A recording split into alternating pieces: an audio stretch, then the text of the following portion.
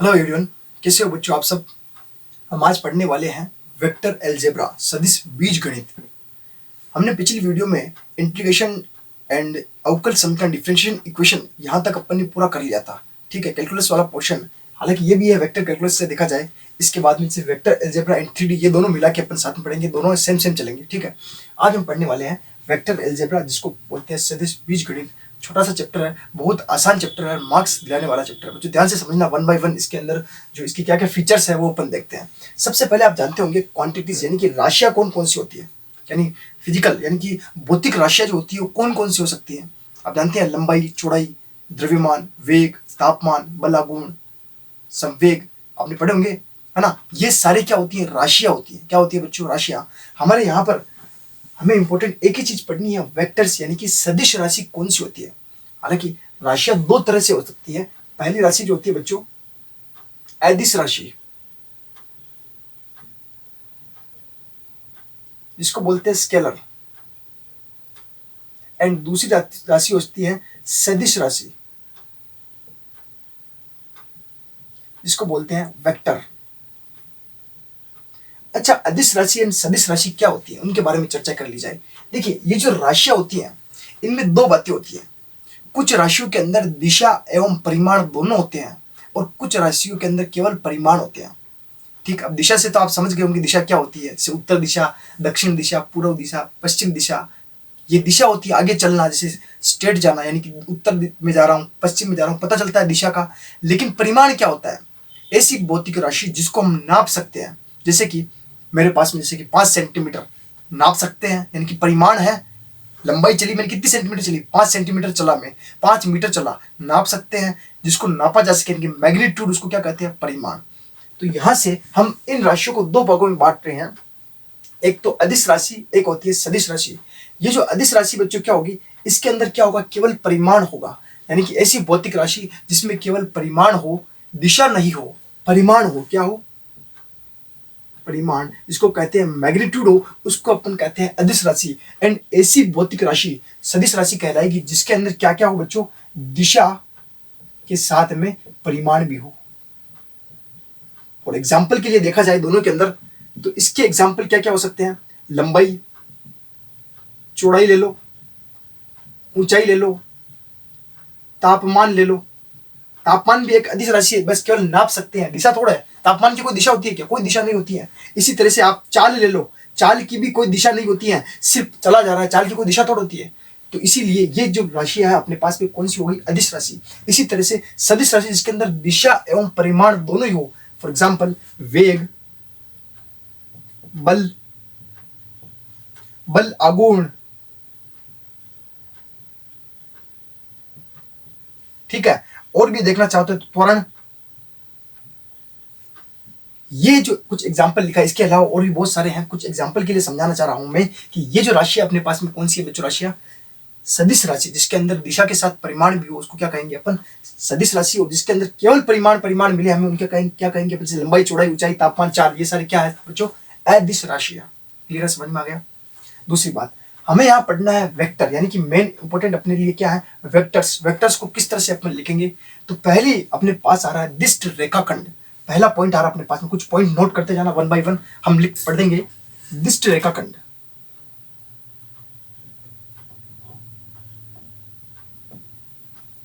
यानी कि दिष्ट रेखाखंड क्या होगा बच्चों, दिष्ट रेखाखंड क्या है बच्चों, कोई एक रेखा अपने पास में सीधी मान लिया, ये कोई रेखा है, कोई एक निश्चित रेखा है। इससे अपन कोई एक खंड ले ले, ओ एंड पी। क्या ले रहे बच्चों, ओ एंड पी, जिसकी दिशा एक तरह से ये जा रही है ना। तो इस रेखाखंड ओपी को अपन क्या कहते हैं, दिष्ट रेखाखंड। ये जो है इनिशियल पॉइंट, इसको कहते हैं प्रारंभिक बिंदु। ओ क्या अपने पास में, प्रारंभिक बिंदु, एंड पी क्या है अपने पास में, अंतिम बिंदु। बच्चों ध्यान से देखिए, ये जो ओपी है इसको डिनोट कैसे कर रहे हैं, ओ से पी की ओर जाना है। दिष्ट रेखाखंड कोई एक निश्चित रेखा जिसमें अपन एक खंड लिया, जिसमें ओ प्रारंभिक बिंदु, पी को अंतिम बिंदु माना, एंड इसके ऊपर इस तरह से तीर का निशान बनाया। तो ये एक तरह से क्या प्रेजेंट कर रहा है, वेक्टर को प्रेजेंट कर रहा है। ये जो खंड है क्या है, दिष्ट रेखाखंड। अगर हमें इसका परिमाण चाहिए तो हमें क्या लेना चाहिए, इसका परिमाण लेना। जैसे तो इसका मैग्नीट्यूड लेंगे बच्चों, क्या लेंगे, ओपी। जैसे इसका मैग्नीट्यूड यानी मॉडुलस लगाएंगे तो इसका परिमाण हमें मिल जाएगा। और ये एक तरह से डिनोट कर रहा है कि ओ से अपन पी की तरफ जा रहे हैं। ये तीर का निशान क्या डिनोट कर रहा है, हम ओ से पी की तरफ जा रहे हैं। क्लियर बच्चों, समझ में आ गया। मैग्नीट्यूड कैसे लिया समझ में आ गया। वेक्टर्स का निरूपण कैसे हुआ, ओपी सदिश ओपी, इसको कैसे पढ़ा जाएगा, सदिश ओपी। अब जहां से मेरे पास में जैसे फॉर एग्जांपल इसकी लेंथ है मेरे पास में, जैसे वेक्टर आर, आर इसकी लेंथ है मेरे पास में, ठीक है। देन ओपी की लंबाई कितनी है, एक तरह से देखा जाए तो ओपी सदिश है। एंड जैसे मैग्नीट्यूड निकालेंगे तो जो भी रिजल्ट आएगा वो क्या आएगा, आर, यानी कि बिना सदिश वाला जो आएगा वो क्या आएगा, परिमाण। जैसे ही अपन ने मॉडुलस लिया तो उसका सदिश का साइन हट जाएगा। देखिए मॉडुलस लगा तो मॉडुलस सोल्व होते ही इसका सदिश का साइन कैंसिल हो जाएगा। क्लियर, समझ में आ गया। ठीक है, हम अब स्थिति सदिश देखते हैं किसी वेक्टर के। बच्चों यहां से देखना, पोजीशन वेक्टर स्थिति सदिश क्या होता है। स्पेस के अंदर अपने पास में मान लिया कोई पॉइंट, यानी कि 3D की बात चल रही है यहाँ पे, है ना। स्पेस हमने मान लिया, जैसे हमने पास में ये कोई कोऑर्डिनेट सिस्टम है, ये एक्स एक्सिस है, ये वाई एक्सिस है, एंड ये जेड एक्सिस है। अपने पास में कोई पॉइंट अपन ने मान लिया P, ठीक है, क्या है, एक्स वाई जेड, ये पॉइंट है अपने पास में R दूरी के ऊपर, ठीक है। देन स्थिति सदिश जो होगा बच्चों क्या होता है, ध्यान से देखना। आप जानते होंगे ये हमारे पास में O पॉइंट जो है क्या है, ओरिजिन, मूल बिंदु है। अब यहाँ पर 3 पॉइंट लिए जाएंगे क्योंकि 3D के अंदर चल रहे हैं। ये x x y x z x, clear, x x ये है, वाई एक्स ये है, जेड एक्स ये है, क्लियर।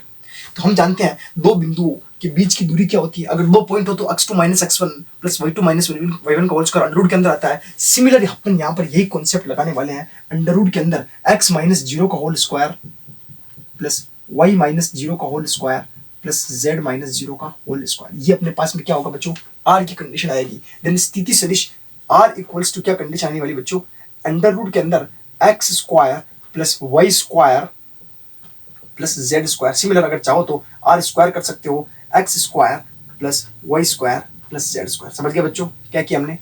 ये क्या है, किसी भी फैक्टर्स की, किसी पॉइंट्स की स्थिति सदिश है। अब इसको वेक्टर फॉर्म तो कैसे बनेगी इसकी, जिसके अंदर अपन आई जे के लेके आएंगे, वो आगे बताएंगे आपको। लेकिन अभी मैं थोड़ा थोड़ा बड़े मोटे तौर पे ऊपर आपको डायरेक्टली बता रहा हूँ, ठीक है। आपको 3 बातें, वेक्टर्स पढ़ रहे हो तो 3 बातें बड़ी आसानी से अच्छे से ध्यान रखनी है। एक तो स्थिति सदिश जो मैंने समझा दी, किसी पॉइंट का कैसे निकालते हैं मूल बिंदु के रेस्पेक्ट में, इस तरह से। दूसरी चीज ध्यान से सुन लेना क्योंकि आगे लास्ट तक चलेगा और कंफ्यूजन होते रहेगा बच्चों के अंदर, है ना। एक होता है दिक कोसाइन, एक होते हैं दिक अनुपात। दोनों ही अलग अलग चीजें, ध्यान रखोगे, नोट कर लेना, चाहे तो लिख लेना अपनी डायरी के अंदर। एक तो होता है दिक कोसाइन, डायरेक्शन रेशियो जो होते हैं दिक अनुपात, और एक होते हैं दिक कोसाइन जिसको कह सकते हो आप डायरेक्शन कोसाइन। ये दोनों ही अलग अलग होते हैं, ठीक है। हम आगे अभी ये बताने वाले हैं आपको डायरेक्शन कोसाइन यानी कि दिक कोसाइन और दिक अनुपात क्या होते हैं, ठीक है। नेक्स्ट देखते हैं, इसको आप नोट डाउन कर लेना, r equals to under root x square plus y square plus z square. हालांकि अपन इसका वेक्टर्स का फॉर्म आगे पढ़ने वाले हैं, ठीक है। ध्यान से देखना बच्चों, दिक कोसाइन, डायरेक्शन कोसाइन जो होते हैं क्या होते हैं। हमारे पास अंतरिक्ष के अंदर सेम पोजीशन अभी पीछे अपन देखी थी स्थिति सदिश, कोई पॉइंट है एक, ये x एक्सिस है, ये y एक्सिस है, एंड ये अपने पास में है z एक्सिस। क्लियर, यहाँ अपने पास में कोई एक पॉइंट होगा, मान लिया यहाँ कोई पॉइंट है अपने पास में, इसको अपन दे रहे हैं P, ये मूल बिंदु है, ओरिजिन की कंडीशंस है। क्लियर, तो एक तरह से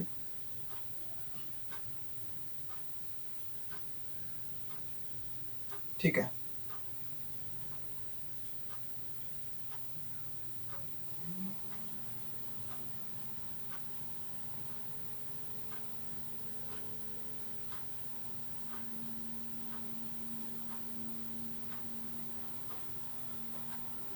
ठीक है बच्चों। ये अपने पास में एक्स एक्सिस है, जैसे कि ये अपने पास में कोई पॉइंट है जैसे P, इसके कोऑर्डिनेट सिस्टम अपने पास में x, y एंड z, ये ओरिजिन है 0 0 0। अब ये जो अपने पास में पॉइंट है, ये x एक्सिस तो ये है, x x के साथ में ये जो पॉइंट है कितना कोण बना रहा है बच्चों, और ये यहां से मिल रहा है, ठीक है। x x के साथ में ये जो पूरा कंडीशन आ रहा है, ये कितना कोण बना रहा है, अल्फा। एक तरह से कहा जाए तो अल्फा कोण बना रहा है। फॉर एग्जाम्पल समझने के लिए समझा रहा हूँ, ये एक तरह से ये स्ट्रेट लाइन होगी अपने पास में ना, ये एक्स एक्स के साथ अल्फा कोण बना रहा है ना। देन कोस अल्फा, यहां से दिक कोसाइन जो होते हैं अपन किससे डिनोट करते हैं, एल एम एन से। इसी तरीके से यहाँ एक्स एक्स के साथ बनाया गया कोण अल्फा, वाई एक्स के साथ बनाया गया कोण जो होगा बच्चों बीटा, एंड जेड एक्स के साथ बनाया गया कोण जो होगा बच्चों क्या होगा, वो गामा। वाई एक्स के साथ कैसे कोण बनाएंगे, तो वाई एक्स के साथ कोण बनाने के लिए ये कंडीशन आ जाएगी, और जेड एक्स के साथ कोण बनाने के लिए ये कंडीशन आ जाएगी, है ना। फॉर एग्जाम्पल जैसे डायग्राम के हिसाब से समझ रहे हैं तो अपने पास में एल एम एन क्या है, एक तरह से एल एम एन जो है बच्चों cos alpha, cos beta and cos gamma है। ये 3 कोण हमें निकालने हैं। अब यहाँ से हमारे पास में ये जो है स्थिति सदिश आर है, क्लियर, ये जो लेंथ है एक्स एक्सिस की है अपने पास में, ये एक्स एक्सिस ना, ये लेंथ एक्स एक्सिस की। अब आप जानते हो लाल कक्का से, देखिए बच्चों एक समझा रहा हूं बाकी ऑटोमेटिक निकल जाएंगे। लाल कक्का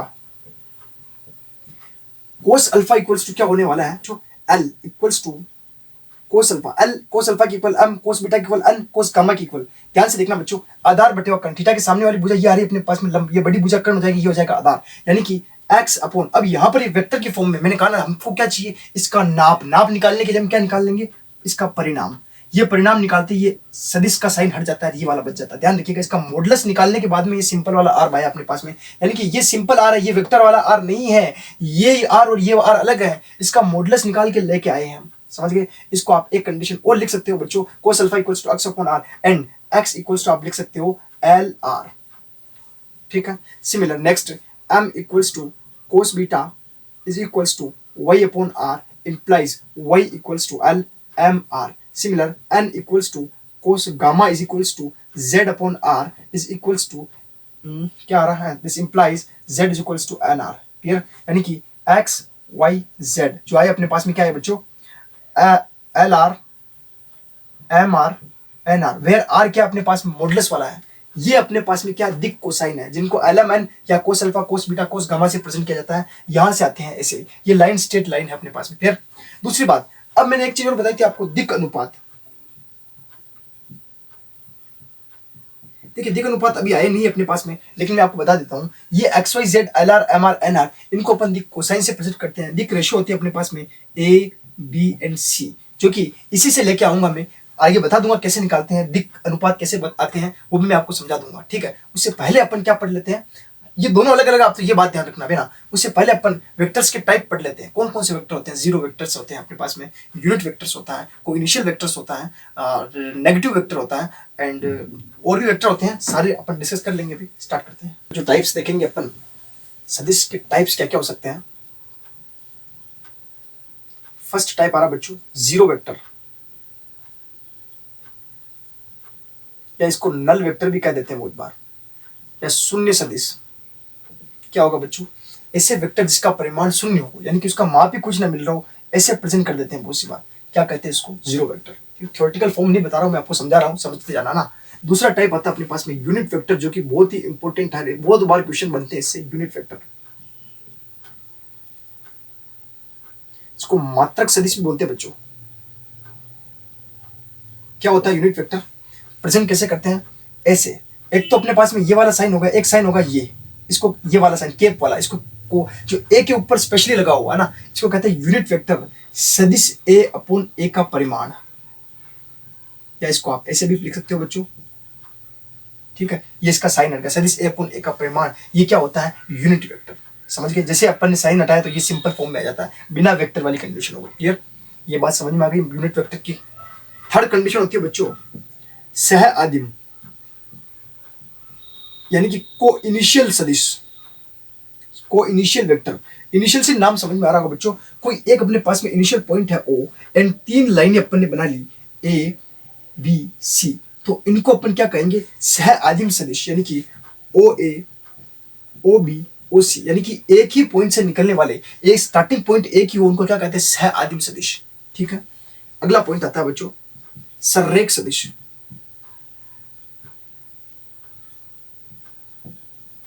सररेख सदिश कब होंगे बच्चों, ये एक ही लाइन पे, जैसे मान लिया कोई सदिश है ए, ये है बी, ये है सी, देन सदिश ए बी में क्या चेंज हो रहा है, थोड़ा परिमाणी तो अलग है इसका परिणाम, ये इससे थोड़ा लंबा है, ज्यादा बड़ा है, बाकी है तो सेम ही है, दिशा सेम ही है। देखो इसकी और इसकी दिशा सेम है कि नहीं, कैसे सेम है, सदिश a b is equals to lambda सदिश ए सी, सेम है नहीं बच्चों, ए बी ए सी, या चाहो तो बीसी भी कह सकते हो, इक्वल आ जाएगा इनके बीसी। ये है तो सररेख, एक ही रेखा के ऊपर है, सररेख, इनको लाइनर सदिश, क्लियर बच्चों, समझ में आ रहा है।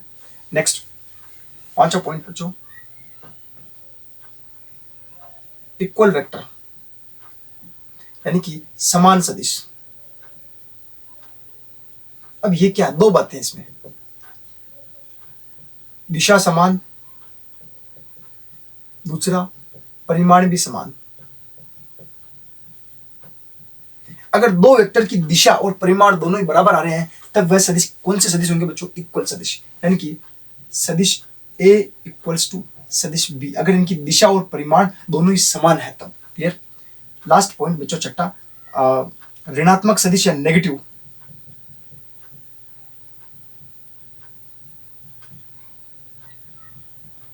वेक्टर। जो क्या होगा, फर्स्ट बात, आधार समान, सेकंड परिमाण समान, और थर्ड चीज बच्चों ध्यान रखना, आधार समान परिमाण समान, लेकिन दिशा इनकी समान नहीं होगी, दिशा असमान या दिशा विपरीत। सदिश a b is equals to सदिश बी सी, यानी कि इनकी दिशा देखो विपरीत हो गई, बी ए, या आप ये भी कह सकते हो सदिश a b equals to minus सदिश ए बी। इस तरह से और होगा, कुछ ना कुछ चेंज हो रहा होगा, नेगेटिव साइन आ रहा होगा, इनकी दिशा इनकी विपरीत, ए बी इधर जा रहा है, बी ए इधर आ रहा है, तो ऐसे सदिश क्या कहलाएंगे बच्चों, ऋणात्मक सदिश कहलाएंगे। तो आपको समझ में आ गया सदिश के क्या क्या टाइप्स रहे। सबसे इंपॉर्टेंट टाइप है यूनिट वेक्टर वाला, इसको तो आप अच्छे से ध्यान रखना। Unit vector a equals to सदिश ए अपॉन ए का परिमाण, प्रेजेंट इसको इस केप वाले साइन से किया जाता है बच्चों ना। सदिश ए इक्वल्स टू ए का परिमाण ए बी, आगे पीछे कैसे भी करके सोल्व किया जा सकता है, क्वेश्चंस के अंदर किसी भी टाइप से अपन को पूछा जा सकता है। क्लियर, समझ में आ गया आपको इसके टाइप्स क्या होते हैं। तो हमने क्या क्या देख लिया यहाँ पर, यहाँ तक 10.1 पढ़ने के लिए हमने क्या क्या पढ़ लिया यहाँ तक देखिए बच्चों। सबसे पहले मैंने आपको बताया सदिश क्या होती है, राशियां क्या होती है, क्वांटिटीज, ठीक है, यानी कि भौतिक के अंदर जो राशियां होती है उनके अंदर क्या दो टाइप पढ़े अपन, एक तो अदिश यानी कि स्केलर, एक सदिश यानी कि वेक्टर। जिसके अंदर परिमाण हो तो क्या अदिश भौतिक राशि, जिसके अंदर परिमाण हो, ऐसी भौतिक राशि में परिमाण दिशा दोनों हो वो सदिश। क्लियर। उसके बाद हमने समझाया था आपको कि दिष्ट रेखाखंड क्या होता है, उसी से अपन ने एक वेक्टर का निर्माण किया, स्थिति सदिश बना दिया, डायरेक्शन रेशियो बताए, सॉरी डायरेक्शन कोसाइन बताया, और डायरेक्शन रेशियो का अभी थोड़ा सा इंट्रोडक्शन दिया, आगे समझा दूंगा मैं डायरेक्शन रेशियो कैसे निकालते हैं, ABC, ठीक है। उसके बाद अपन ने वेक्टर्स के टाइप पढ़ लिए, बहुत सारे डिफरेंट टाइप्स है, जीरो वेक्टर, यूनिट, सह आदिम, यानी कि कोइनिशियल, कोलाइनर, इक्वल एंड नेगेटिव वेक्टर किस किस टाइप से निकाले जा सकते हैं, अलग अलग टाइप होते हैं वेक्टर्स के। अपन ने 6 टाइप्स देख लिए बच्चों, ठीक है। नेक्स्ट देखते हैं अपन इसके क्वेश्चंस, एक्सरसाइज अपन देखते हैं 10.1 से। 10.1 इसकी एक्सरसाइज स्टार्ट कर रहे हैं, कैसी रहती है देखिए, स्टार्ट करते हैं बच्चों। वेक्टर अलजेब्रा सदिश बीजगणित 10.1 एक्सरसाइज अपन स्टार्ट कर दिए, सारे छोटे छोटे क्वेश्चन थे, सारे ले लिए। अभी बोर्ड में हाल ही में अगर एक क्वेश्चन देखा जाए तो इनमें से सदिश और अदिश की पहचान करने में हर बार क्वेश्चन पूछा जा रहा है। अभी बलागुण का पूछा था शायद, ठीक है। तो स्टार्ट करते हैं 1 बाय 1, कैसे समझते हैं देखिए। उत्तर से 30 डिग्री पूर्व 40 किलोमीटर के विस्थापन का आलेख। अच्छा, ये शब्द ना हो तो भी मुझे तो लग रहा है सर ये सदिश है, क्यों? मुझे पता है सदिश राशि के अंदर परिमाण और दिशा दोनों होती है। परिमाण क्या है बच्चों, 30 डिग्री पूर्व, परिमाण क्या है 40 किलोमीटर, 30 डिग्री पूर्व ये क्या है, परिमाण है, 30 डिग्री एक परिमाण है, 40 किलोमीटर एक परिमाण है, और दिशा कितनी है बच्चों, पूर्व। 30 डिग्री पूर्व एक दिशा है पूरी अपने आप में ना। तो इस तरह से बन रहा है, आलेख बनाना है केवल अभी अपने को एक तरह से, ये अपने पास में थोड़ा ऊपर बनेगा भाई, ये है ना, ये उत्तर से 30 डिग्री पूर्व बच्चों ना, ये उत्तर है, ये दक्षिण है, ये पूर्व दिशा होती है, और ये पश्चिम दिशा बच्चों, ठीक है ना। उत्तर से 30 डिग्री पूर्व अपने कितना चलना है, 40 किलोमीटर। तो एक विस्थापन, ये क्या है बच्चों, सदिश राशि, बता दूं मैं आपको, सदिश राशि, ठीक है। ये बस ये हालांकि बनाना था, अपने को ज्यादा कुछ नहीं करना है, ठीक है। अदिश व सदिश राशि को श्रेणीबद्ध कीजिए बच्चों। 4 5 6 चीजें दी हुई अपने पास में, अदिश और सदिश में बनाना है अपने को। 10 किलोग्राम, क्या इसके अंदर दिशा है क्या? आपको एक 10 किलोग्राम को मैं अगर बांट दे दूं तो क्या उसके अंदर दिशा है क्या? बस एक वजन है, ऐसे ही पड़ा हुआ है। द्रव्यमान है, द्रव्यमान कौन सी राशि होती है, उदाहरण में लिखवा भी चुका हूँ, अदिश राशि। ये जो राशि आपके पास में कौन सी है बच्चों, अदिश राशि है। सिमिलर 2 मीटर उत्तर पश्चिम, 2 मीटर, मीटर यानी कि माप, उत्तर पश्चिम यानी कि दिशा, सदिश राशि सर। 40 डिग्री अदिश राशि, 40 वाट केवल अदिश राशि, 19 10⁻⁻19 कूलम भी एक तरह से अदिश राशि है। 20 मीटर पर सेकंड स्क्वायर, ये एक सदिश राशि है, ठीक है। क्लियर बच्चों, यहाँ तक सदिश सदिश में छाट दिया। नेक्स्ट फिर से वही क्वेश्चन है, सेकंड वाला जो थर्ड वाला है, समय और कालांश, इनको अपने को सदिश सदिश में छाटना है। समय कालांश कौन सा है, अदिश राशि है। दूरी अदिश राशि है। बल सदिश राशि है बच्चों, बल और वेग दोनों ही सदिश राशि है। कार्य अदिश राशि है। देखिए कार्य एक अदिश राशि, बहुत इंपॉर्टेंट क्वेश्चन है, शायद अगली बार पूछ ले आपको, कार्य एक अदिश है या सदिश है। तो ध्यान रखना, कार्य के अंदर केवल परिमाण होता है, दिशा नहीं होती है, इसीलिए एक अदिश राशि है। क्लियर, इट्स बहुत अच्छा क्वेश्चन आ रहा है, इंपॉर्टेंट क्वेश्चन देखना बच्चों। सह आदिम सदिश, वर्ग में निम्न, ये वर्ग दिया हुआ है, इसमें हमें बताना सह आदिम सदिश। बताया था एक ही पॉइंट से निकलने वाले सदिश को क्या कहते हैं, सह आदिम। तो इसमें एक ही पॉइंट से कौन कौन से सदिश निकल रहे हैं बच्चों, बताइए। तो यहाँ देखिए, ये पॉइंट मान लिया जाए तो यहाँ देखिए, ये जा रहा है, ये जा रहा है, यानी कि ए और सदिश ए व सदिश कौन सा आ जाएगा, डी। ये कौन सी है बच्चों, सह आदिम सदिश। सिमिलर नेक्स्ट देखा जाए, समान सदिश कौन से होंगे बच्चों, ये देखिए सदिश ए और सदिश सी। समान सदिश की दो बातें बताई थी। इक्वल सदिश यानी कि इक्वल वेक्टर किसे कहते हैं, जिसके अंदर दिशा भी समान हो, परिमाण भी इक्वल हो। तो दिशा और परिमाण केवल बी और डी के अंदर है। सदिश बी व सदिश डी, इनके अंदर दिशा और परिमाण दोनों ही इक्वल है। सर्रेख परंतु असमान हो, सर्रेख तो परंतु असमान हो। हालांकि ये भी सर्रेख है, बी और डी सर्रेख है दोनों, लेकिन समान है। हमें चाहिए असमान, तो ए और सी को लेंगे। सदिश ए और सदिश ए क्या है, सर्रेख भी है और असमान भी है। ठीक है, देखिए इनकी दिशा इधर है, उसकी दिशा इधर। समझ में आ गया बच्चों कैसे किया? नेक्स्ट देखिए, सत्य अथवा असत्य बताना है। कौन सा सत्य कौन सा असत्य? देखिए ए और माइनस ए सर्रेख है, तो ये सत्य होगा क्या? बिल्कुल। ए और माइनस ए सर्रेख है क्या?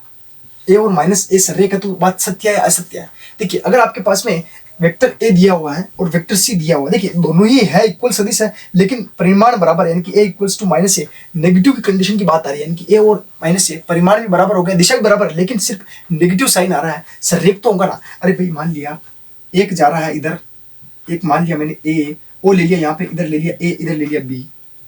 ठीक है, एक सदिश है और दोनों की अपन ने लेंथ देखी जो बराबर बराबर है।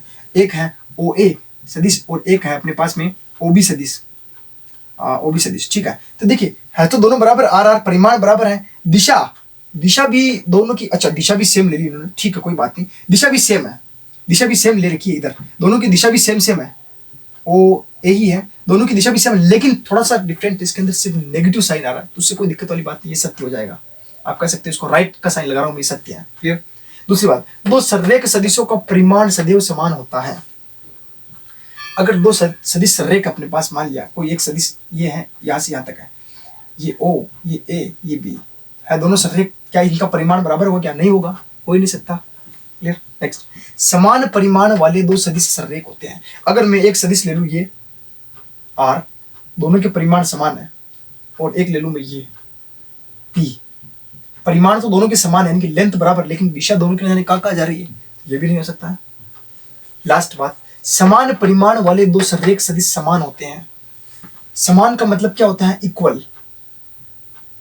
इक्वल सदिश के लिए क्या कंडीशन होती है? दो कंडीशन होती है, परिमाण और दिशा दोनों समान होना। यहाँ केवल समान परिमाण है। सर्रेख सदिश समान कब होंगे? जब उनकी दिशा भी समान हो जाए, तब वो क्या होंगे? सर्रेख तो हो जाएंगे, ठीक है, लेकिन दिशा, सर्रेख में तो विपरीत दिशा भी हो सकती है, दिशा समान होगी तब जाके वो इक्वल बनेंगे। समान इक्वल सदिश का वो दो कंडीशन होता है इक्वल सदिश की, कि उनके दिशा समान हो, वह क्या हो, परिमाण भी समान हो। तो ये भी क्या हो जाएगा? गलत। इसमें केवल क्या समान परिमाण लिया, दिशा की बात नहीं की, दिशा गलत भी हो सकती है, तो ये तीनों इस तरह से गलत, डिस्कार्ड हो गए। ये वाला बहुत चौथा इंपॉर्टेंट है, इसके अंदर इक्वल का नाम लेना आप, समान इक्वल सदिश के अंदर दो बातें, परिमाण और दिशा, ऑटोमेटिकली डिस्कार्ड हो जाएगा। क्लियर? समझ गए कैसे किया अपन ने? तो इस तरह से आपके 10.1 एक्सरसाइज होती है बच्चों। नेक्स्ट वीडियो के अंदर अपन 10.2 एक्सरसाइज पढ़ेंगे। ठीक है, तो ध्यान से समझना आप। नेक्स्ट देखते हैं अपन आज की वीडियो को। अगर आपको समझ में आया वेक्टर का थोड़ा बहुत, तो वीडियो को लाइक एंड शेयर जरूर कीजिएगा। चैनल को सब्सक्राइब करना मत भूलना। धन्यवाद।